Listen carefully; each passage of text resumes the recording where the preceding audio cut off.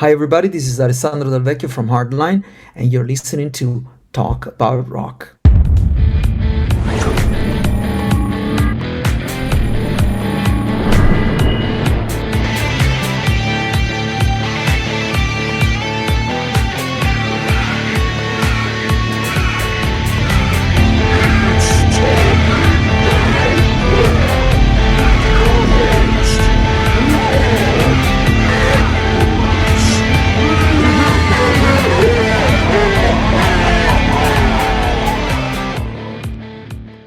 Okay, today's guest is an Italian musician and songwriter.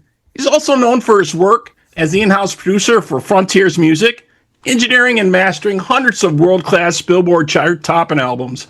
He is currently the keyboard player for the reform band HardLine, and they're set to release their new album Shout on April 17th. Joining us now, let's welcome Alessandro Del Vecchio. Alessandro, thank you for joining us. Hey, Rob. Thank you. Thank you for the great introduction. Definitely. Much. So let's talk a little bit about what's going on here. So I've been reading through some of the information, and they're kind of describing the new album as kind of picking up where the '92 classic Double Eclipse left off. Would you say that kind of describes it well? Well, I mean, Double Eclipse will always be, above us because it's such a great record. So I think it comes natural from a PR's perspective that HardLine is going back to Double Eclipse. We never went back to Double Eclipse for real. We just we honor our past. We know the legacy that we're carrying on, but we just write from an honest place, and we just try to sound legit, and hopefully we'll strike people and convey the emotions and what we want our fans to feel and our listeners to feel. And maybe this record has a harder edge that was lost after Double Eclipse, and we were able to just naturally get back to that, and maybe the comparison comes out naturally because of that. Yeah, definitely. But I listened to the tracks and it's definitely sounding great. So kind of to refresh people's memory a little bit here. So the band formed in 91 by brothers Johnny and Joey Gioli, originally included Neil Sean, Todd Jensen, and Dean Castronova. So this latest version of HardLine came together, I think, in 2011 and released the album Danger Zone, which I read came from lyrics you and music you had kind of written with Johnny in mind. Is that correct? Yeah, absolutely. So that kind of re-energized the whole project. I guess you gave that to the president of Frontiers, and they brought it to him, and he was into it at that point, and that kind of brings us to the current lineup. I wanted to chat a little bit about that. So obviously, you on keyboards, Johnny on vocals, and you have Anna Portalupi on bass here. Yes, can we talk a little bit about her? She's also an Italian musician as well. Yeah, she's Italian. Now she lives in the U.S., but she's American. She's an American citizen. But when in 2011, when I called her for HardLine, she was living in Italy. She's a great bass player. She's played with Daria for quite some time, and she has a lot of experience, and she's been in the band since we reformed. And actually Johnny, Anna, and I have been the stable musicians of the lineup in the last 15 years.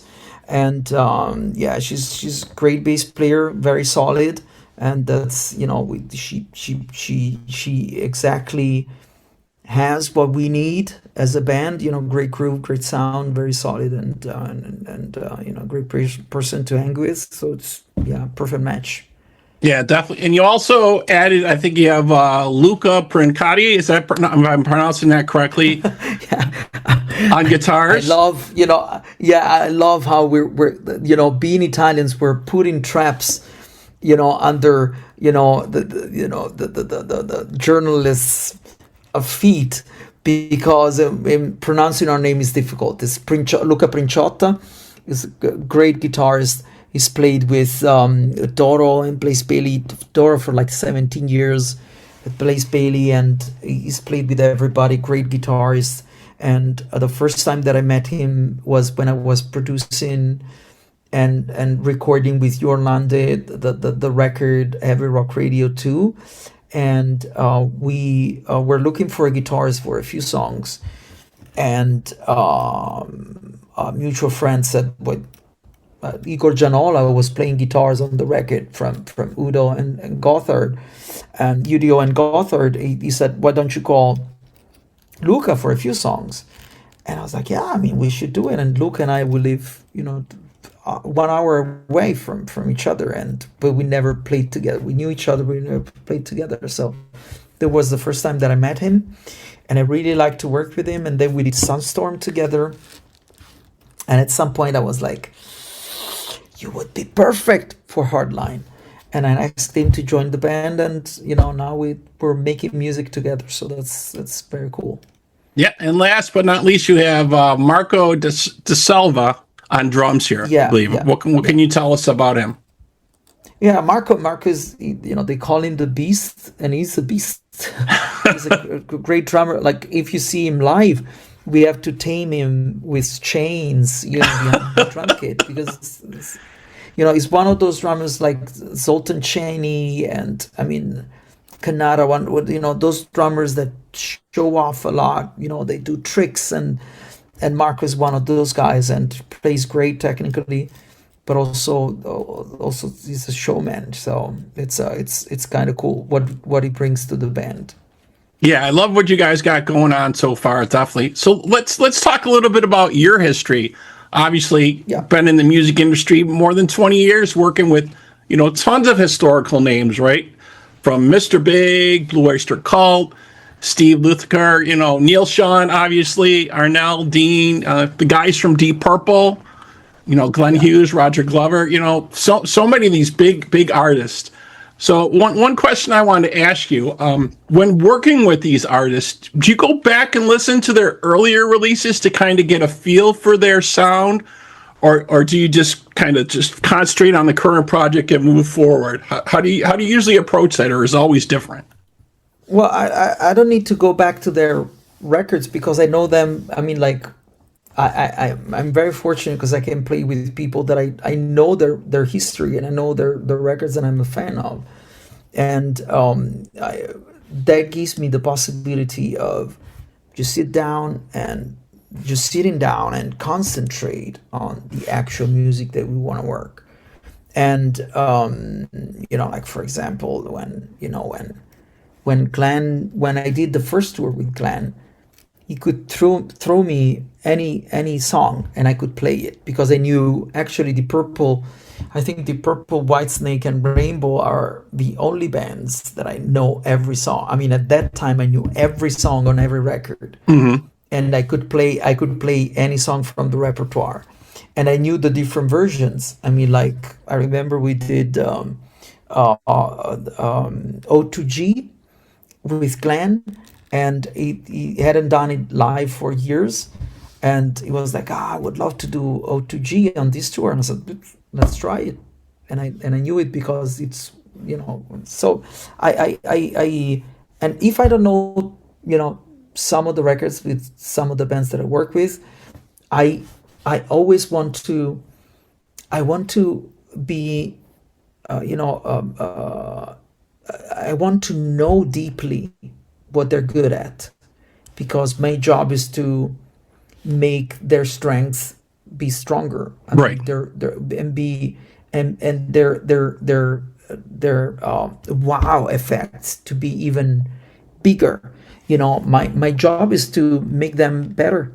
It's and I think it's a natural skill that you develop by working with these people, because you just want to honor them, but you also want to make them relevant and legit, to their history, but still, make them shine. That's all that matters. Yep, definitely. And you've produced for a couple different labels, obviously, not just Frontiers, Universal, BMG, JVC Victor, quite a few. So I kind of wanted to get your take on kind of what's going around currently. as everybody kind of has their views on it. Does the increasing use of AI in music, do you think, pose a threat to artists, or is this just another tool, maybe if used correctly? Because they're kind of saying now this was the kind of way it was when synthesizers came out, when drum machines came out. It's gonna ruin music. It's gonna change it. What's gonna happen with real live music? Or what are your thoughts around this new tool, which is really going all over the place? Yeah, so I think we have to look at AI from two perspectives. One is the ethical, and one is the technical. The ethical side of things, it needs to be fixed, and I really do hope that Delgado entertainment law, they can, people like that are working to get it to Congress, they can really make it crystal clear that if it's the inspiration, if it's taken, if it's copied from something, that should be compensated. And that's the ethical side of things, which I hope it will be fixed soon, because otherwise it will be the death of, there won't be any music anymore. Right. The technical side of it is that it's just a tool, and if it's used correctly and ethically correct, it can be great. Honestly, I'm not afraid that musicians are going to lose their job, because it's very different from synthesizers and drum machines. And I know that everybody does that comparison, but we'll get to that. I'm not worried, because drum machines didn't kill great drummers. Right. And synthesizers didn't kill piano players. It's just the use of it that changes. If you use a drum machine because you're not able to play, and then you get to a live show, then you're not able to play. That doesn't change the game. And it doesn't change the game for a great drummer to be a great drummer and be in demand. And that's going to be the same with AI. And at some point, I hope that everybody will embrace it and use it correctly, and use it to improve, what we do, or just to make it better, get different inspiration from, and whatever. But the ethical side of it is just wrong. It's just wrong because nobody knows where this inspiration comes from, because we don't know what data has been collected, because there's not been, they're trying to make it under the fair use umbrella, but it's not fair use. Fair use is not, making millions out of an idea that somebody else had. Right. And had the guts and the knowledge and the skills and the courage to create.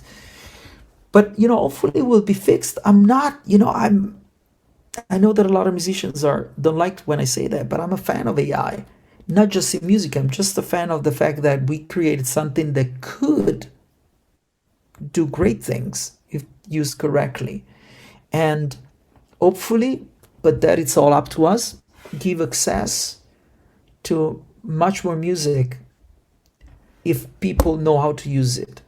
And honestly, I'm not afraid of somebody getting a Suno subscription or a ChatGPT subscription that's going to take away, it's not going to take away anything from me, because I think still the human element will make a difference. Because if Suno gets in the hands of a musician, of an experienced musician, it's one thing, because you can direct, know how to direct the machine.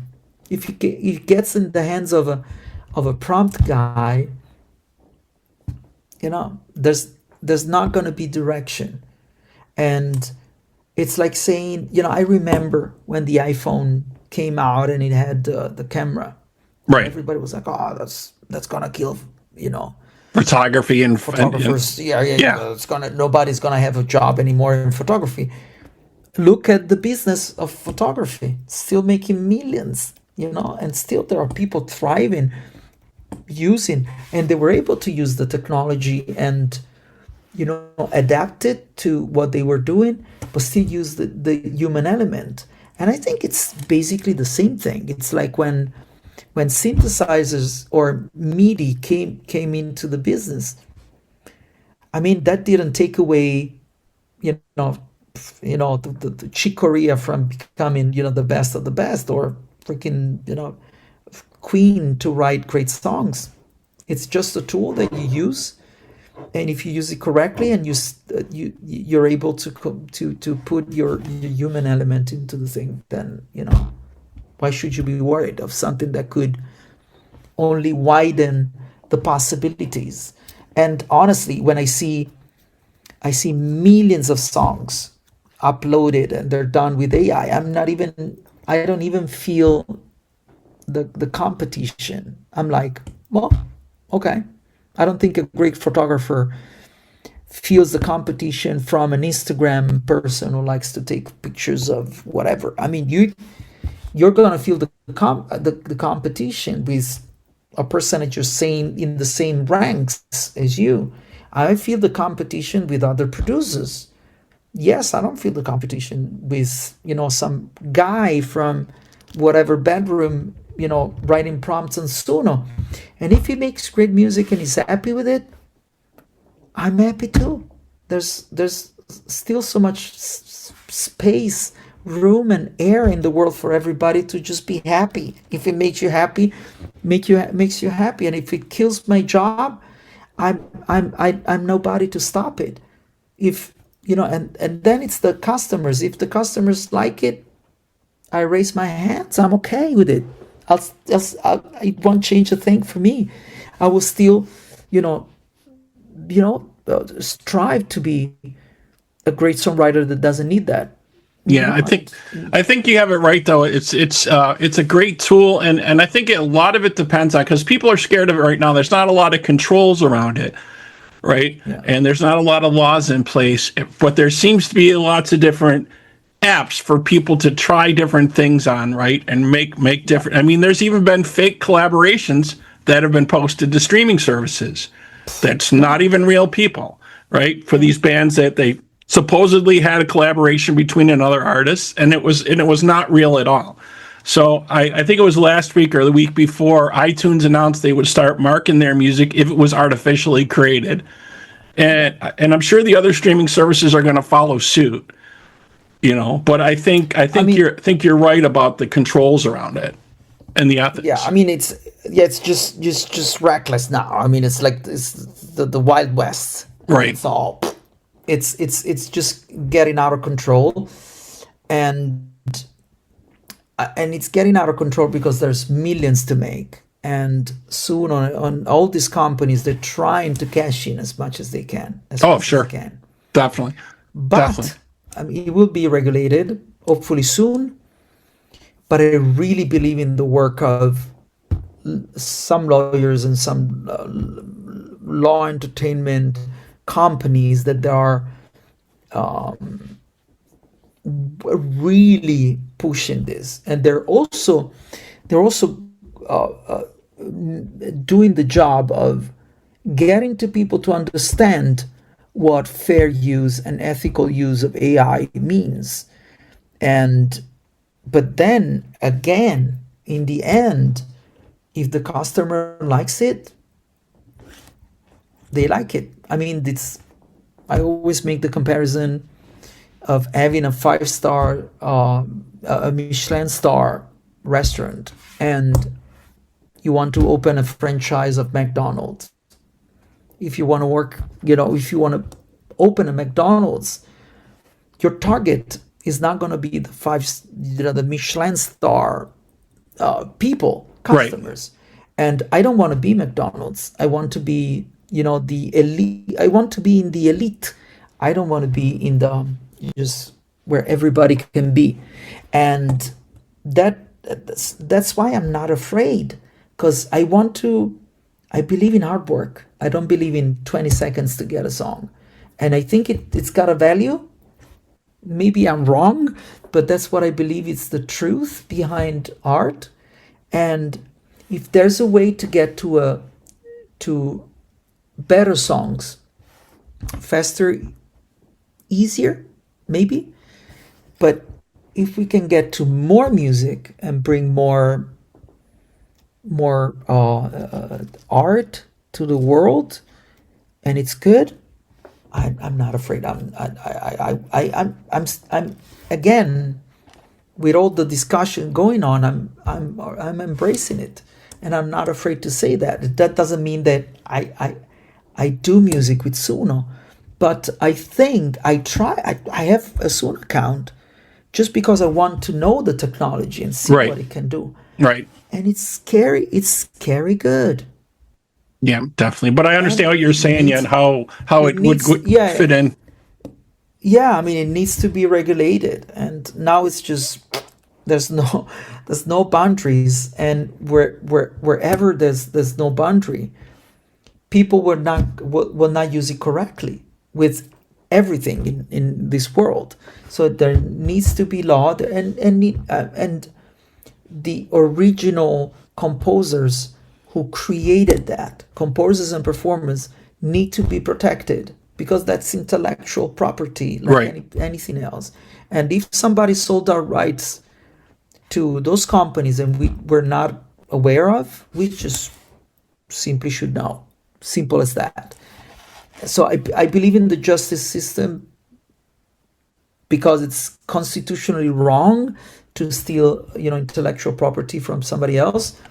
So hopefully it will be fast, and we will be able to see a fair use of that. And, this technology in a hopefully, I'm saying in a few years, because I don't think it's going to be sooner than that, but it's going to take time, but it's going to be regulated, or it's going to burst. The bubble will burst prior to that, and everybody will be like, okay, we won the war anyway. But we'll see.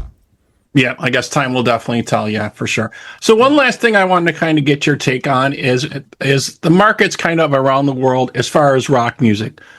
So in the U.S., we know it's not a big at the forefront now, but it was back in the day, and it seems to be kind of more on the rise in the U.S. But we do see around the world in different locations, the U.K. and different places over there, it's still very big and very popular.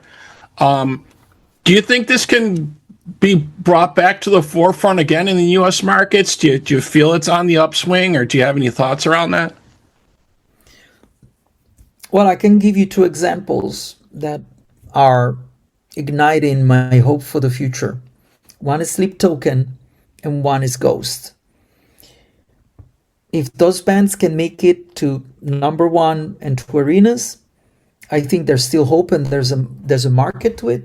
And obviously, if you look at what rock was, it will never be like that. There will never be another, Queen number one everywhere in the world, because the times have changed, and the taste, the culture has changed, the backgrounds, the world has changed. But I think that with the world changing so fast now, I think there's a place for rock, and I mean even culturally, to audiences that are not at our age. Stranger Things, the soundtrack, it's all classics. It goes from Master of Puppets, or Child in Time, or Separate Ways. I mean, that tells you a lot. That tells you that those kind of musical landscapes, those sounds, the way rock can convey emotions, will never die. I think it will always find a way to thrive. But honestly, when I saw Sleep Token reach that level, I was like, what? Really? Right. But also, I mean, like, there's also another band that's more underground, Polyphia. I don't know if you know them. That's the kids playing instrumental crazy music. I didn't even know who they were, and they're playing sold out shows everywhere in the world. But they're playing for a younger generation. I mean, they're playing for 15, 20-year-old. And I think that, if obviously it's like our parents when Iron Maiden came out, and everybody was, oh, what the heck is this? Right. That's not music. And now if you compare Iron Maiden to Sleep Token, Iron Maiden it's night carols. It's so innocent. But back then when it came out, it was like, oh, the devil. But if it's, you have to, remember that the world evolves, but we somehow our taste was built on older stuff, and we will always go back to that. All the friends I know, even if they have favorite records from nowadays, what in their view are classic records, they're unbeatable, and sometimes shitty records, but they came out at the right time, and they meant something culturally, and they got people together at the same time. Everybody felt the same thing. Like if you listen to some stuff from the 60s and 70s, all played, not tight and out of tune and out of time, but who cared? But still it became relevant because it was the taste at the time was the taste. So I think it's I think there's hope, and and even if now I'm gonna sound like an old man, but I remember when Nickelback came out. A lot of people don't like Nickelback, but when they came out and they did Dark Horse, I was like, what? I mean, a newer band that's making a record like that, and Matt Lang is producing this, I'm gonna buy that. And so I think it's just a matter of having your ears and open, and your eyes to the world, and your taste be ready for change, because it will be different. If today Van Halen came out, people would probably wouldn't give them a chance. Right. So we have to, but maybe around there are some bands that could do that. And the world is always ready for great music. If they're ready for weird stuff like Sleep Token, they can be ready for anything that we can do in our genre. Right. Even if you don't have to be a fan of Sleep Token or Shine Down or Nickelback or Ghost to see that still it's in our world, and still it's moving. It's moving a lot of money, first of all, but also emotions in people. And if they can do it, I think anybody else potentially can do it. Yeah, we definitely agree with you with that. Yeah, some great music coming out nowadays for sure. So let's take a quick look at what's going on with you guys. You got some show dates coming up for HardLine. Looks like you start April 17th in Hyde Park. Looks like that's your first show. Looks like you got quite a few shows lined up coming up too. Yeah, we have almost 40 shows this year, so it's a lot of traveling, but we're also very excited because it's been a long time that we hadn't been on such an extensive tour, so it feels really, really good. Yeah, excellent. I know a lot of folks are looking forward to seeing that. You guys can check out the dates for HardLine at hardlinerocks.com/tour dates. You can get all the dates on that. And we look forward to the new album, Shout, from HardLine, out in April. All right, so that wraps up this episode of Talking About Rock. Thank you to my guest today, Alessandro Del Vecchio, and to our listeners. We hope you're doing your part in keeping the torch alive and supporting live music wherever you are. Alessandro, Thank you again.